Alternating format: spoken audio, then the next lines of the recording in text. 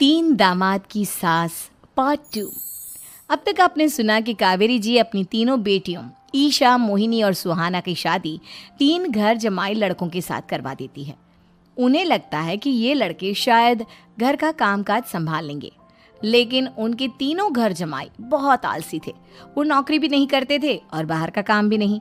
कावेरी जी ने अपनी बेटियों से कहा कि वो प्रेगनेंसी का बहाना बनाकर अपने पतियों को सबक सिखाए। अब सुनिए आगे। मम्मी, आपने जैसा कहा था हमने वैसा ही किया, लेकिन देखिए ना, विवेक का हाल तो वैसा का वैसा ही है। घर में ना सुबह का नाश्ता बनता है और ना खाना। नौकरी पर जाने की बात करूं तो खाने को दौड़ते हैं मुझे। हाँ मम्मी, मैंने भी सुमित को कितनी बार कहा कि अगर नौकरी नहीं करनी तो कोई छोटी सी दुकान ही खोल लो, घर का खर्चा कैसे चलेगा। देखो दोपहर के 12 बजने आए और जनाब अभी तक सो रहे हैं। हाँ मम्मी, ईशा और सुहाना ठीक कहती हैं। अविनाश का भी यही हाल है। जब मैंने अपनी प्रेगनेंसी के बारे में कहा तो मुझसे कहने लगा, अरे दूसरी लड़कियां तो 9-9 महीने तक नौकरी करती है, बस डिलीवरी के टाइम छुट्टी लेती है। मोहिनी, तुम भी नौकरी करो। अब मुझे कहाँ नौकरी मिलेगी। मम्मी बताओ अब मैं क्या करूँ। हे भगवान, क्या सोचकर घर जमाई दामाद लाई थी मैं कि मेरी बेटियां मेरे पास रहेंगी और खुश रहेंगी, लेकिन इन आलसी दामादों ने तो हमारी जिंदगी को भी प्रॉब्लम में डाल दिया है। मैं तो कहती हूँ मम्मी, हम लोग वापस अपनी जॉब पर जाना शुरू कर देते हैं। बता देते हैं इन लोगों को कि हमने प्रेगनेंसी का बहाना किया है। नहीं नहीं बेटा, ऐसी गलती भी मत करना। अगर तुमने ऐसा किया तो इन तीनों की आदत और ख़राब हो जाएगी। अरे आज नहीं तो कल कभी तो तुम प्रेग्नेंट होगी, तब वापस यही प्रॉब्लम आएगी। तब क्या करोगी तुम तीनों। हाँ मम्मी, आपकी बात तो बिल्कुल सही है। इन लोगों को तो सुधारना ही पड़ेगा। लेकिन कैसे? अपने बच्चों के आने की खबर सुनकर भी इन लोगों पर कोई असर नहीं हो रहा। पैसे कमाने के लिए घर से बाहर निकलना ही नहीं चाहते ये तीनों। अब मेरे दिमाग में एक प्लान आया है। तुम तीनों चिंता मत करो, उन तीनों को बुलाओ, फिर मैं बात करती हूँ। थोड़ी देर बाद कावेरी जी अपने तीनों दामादों को सामने बुलाकर अपनी बात कहना शुरू करती हैं। अविनाश, सुमित और विवेक, देखो बेटा, मैं ना तुम तीनों से बड़ा प्यार करती हूँ, इसीलिए तो तुम्हें घर जमाई बना कर रखा है मैंने। अरे मम्मी जी, सीधे सीधे कहिए ना, क्या बात है। प्यार तो हम भी आपको बहुत करते हैं। अरे मम्मी जी, आपकी इज्जत भी बहुत करते हैं। अरे भाई, आपके जैसी सास और कमाने वाली बीवी सबको मिलती है क्या?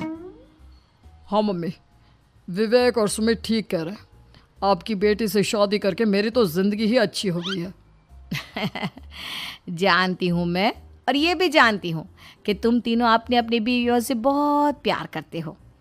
बेटा, बात ऐसी है कि हमारे कुल गुरु ने कहा है कि प्रेग्नेंट होने के बाद मेरी तीनों बेटियाँ शुरू के 4 महीने हमारे गांव में जाकर रहेगी, जहाँ मेरे चाचा जी रहते हैं। अरे लेकिन क्यों मम्मी, गांव में जाकर रहने की क्या ज़रूरत है इन तीनों को। वो क्या है ना बेटा, हमारे परिवार को एक श्राप है। अगर मेरी बेटियों ने यहाँ पर बच्चा पैदा करने की कोशिश की तो उनके बच्चों को कुछ भी हो सकता है। इसलिए अब से लेकर 4 महीने पूरे होने तक इन्हें गांव वाले घर में रहना पड़ेगा। हाँ तो इसमें प्रॉब्लम क्या है मम्मी जी? हम भी वहाँ जाकर रहेंगे, पिकनिक मनाएंगे। अरे भाई, बीवी जहाँ हम भी वहाँ। हाँ यार, आइडिया तो बहुत अच्छा है। शहर की ज़िंदगी में रह रहकर परेशान हो चुके हैं, अब कुछ दिन गांव में बिताएंगे। तुम लोग समझने की कोशिश क्यों नहीं करते। तुम में से कोई भी वहाँ नहीं जा सकता, और मैं यहाँ रहूँगी ना तुम तीनों के साथ। 4 महीने की तो बात है, उसके बाद ये तीनों ही लौट कर आ जाएंगी। ठीक है मम्मी जी, अब हमारे बच्चों का सवाल है तो ये तो करना ही पड़ेगा। कावेरी अपनी तीनों बेटियों को कुछ दिन के लिए घर से बाहर कहीं दूसरे शहर में रहने के लिए भेज देती है। कुछ दिनों के बाद, अरे मम्मी जी, बहुत दिन से पिज्ज़ा नहीं खाया, मंगवाइए ना। क्या बताऊं बेटा, पहले तो बेटियां खर्चा दे देती थी क्योंकि उनकी नौकरी थी, लेकिन अब तो मेरे पास पैसे ही नहीं बचे। थोड़े बहुत पैसे हैं जो बच्चों की डिलीवरी में काम आएंगे। लेकिन मम्मी जी, आपकी बेटियों को वापस आने में तो अभी बहुत वक्त बाकी है। वही सोच सोच कर परेशान हो रही हूँ। सोच रही हूँ कल से दूध भी बंद करवा देती हूँ। अब दूध वाले को देने के लिए पैसे भी तो नहीं है ना। अरे नहीं नहीं मम्मी जी, अगर दूध भी बंद करवा दोगी तो मुझे चाय कहाँ से मिलेगी, और चाय के बिना मैं तो मर ही जाऊँगा। क्या करूं बेटा, इसके अलावा हमारे पास कोई ऑप्शन नहीं है, मेरे पास पैसे ही नहीं बचे। इस तरह कावेरी जी धीरे धीरे अपने तीनों दामादों को पैसे देना बंद कर देती हैं और घर में खाने पीने की चीज़ें लाना भी बंद कर देती है। अब वो तीनों बुरी तरह से परेशान होने लगे थे और इसलिए एक दिन तीनों प्लान करके घर से बाहर निकलते हैं और बाजार में जाने के बाद यार अच्छा खाना खाए हुए कितने दिन हो गए, पता नहीं कब अच्छा खाना मिलेगा। हमारी बीवियों के जाने के बाद तो हमारी हालत भिखारियों जैसी हो गई है यार। कुछ भी हो, मुझे तो आज पिज्ज़ा खाना ही खाना है। जेब में 1 रुपया नहीं है और पिज्ज़ा खाएगा, कहाँ से आएंगे पैसे? अरे देख वहाँ सामने बोर्ड पर क्या लिखा हुआ है, कंप्यूटर पर काम करने के लिए एक आदमी की आवश्यकता है। भाई मैं तो जा रहा हूँ, काम करूँगा और शाम तक पैसे लाकर आराम से पिज्ज़ा खाऊंगा। जा जा, तुझे कोई काम नहीं देने वाला, हम तो घर जा रहे हैं। चल भाई सुमित। सुमित और अविनाश वहाँ से चले जाते हैं और विवेक उस कंप्यूटर शॉप पर सारा दिन काम करके 5,000 रुपये कमा कर घर लौट कर आता है और अपने खाने के लिए अच्छी अच्छी चीज़ें भी लेकर आता है।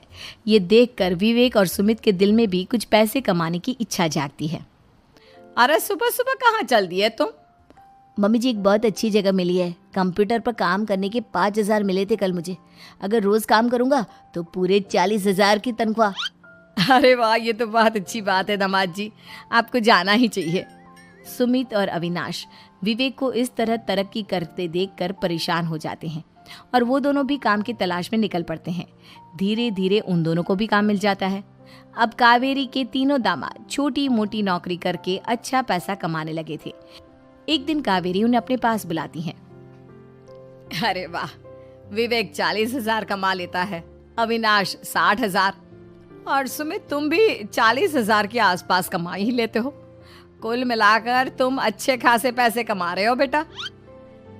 हाँ मम्मी जी, बहुत मज़ा आता है जब महीने के एंड में मोटी रकम हाथ में आती है। पूछिए मत मम्मी जी, घर में रहकर रोटी बना बना कर और तो जैसा महसूस होने लगा था मुझे तो। हाँ बेटा, तुम तीनों की बात तो बिल्कुल ठीक है और जानते हो अब तुम तीनों की पत्नियां भी वापस लौट कर आने वाली है।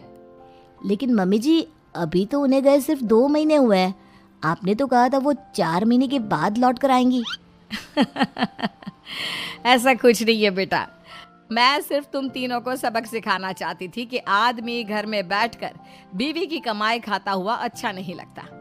इस दुनिया में हर इंसान को मेहनत करनी चाहिए, काम करना चाहिए, चाहे वो औरत हो या आदमी, ताकि अपने परिवार को संभाल सके। कावेरी की बात सुनकर उन तीनों को अपनी गलती का एहसास होता है और कावेरी उन्हें सच बता देती है कि ईशा, सुहाना और मोहिनी शहर में ही कहीं दूसरी जगह रह रहे थे। शाम के वक्त उन तीनों की पत्नियां लौट कर आ जाती है और कावेरी जी का परिवार एक खुशहाल परिवार की तरह रहने लगता है।